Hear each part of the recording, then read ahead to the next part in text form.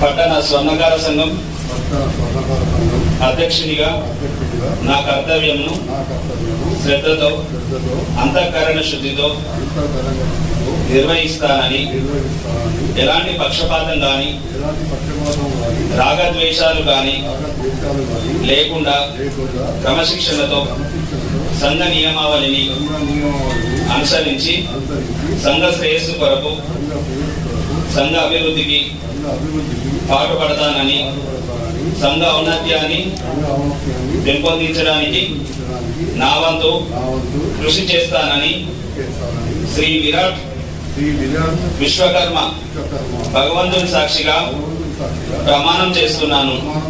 జై స్వర్ణకార.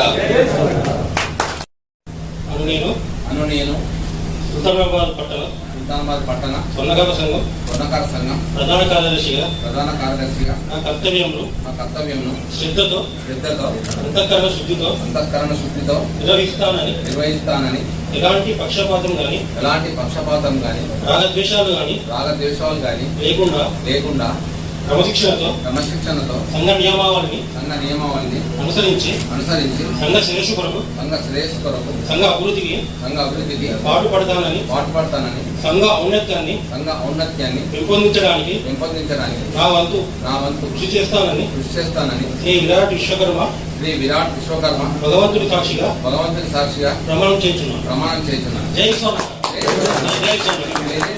స్వర్ణకార సంఘ కార్యవర్గ ప్రమాణ స్థితి. అందరూ తమ తమ పేర్లు అనండి.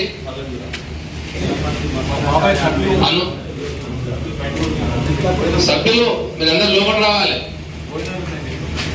మీ అందరి పేరు ఒకసారి అనండి. నేను పెద్ద సుల్తానాబాద్ పట్టణ స్వర్ణకార సంఘం. మీ పదవి అనుకోండి. నా కర్తవ్యమును శ్రద్ధతో అంతఃకరణ శుద్ధితో ఎలాంటి పక్షపాతం రాగద్వేషాలు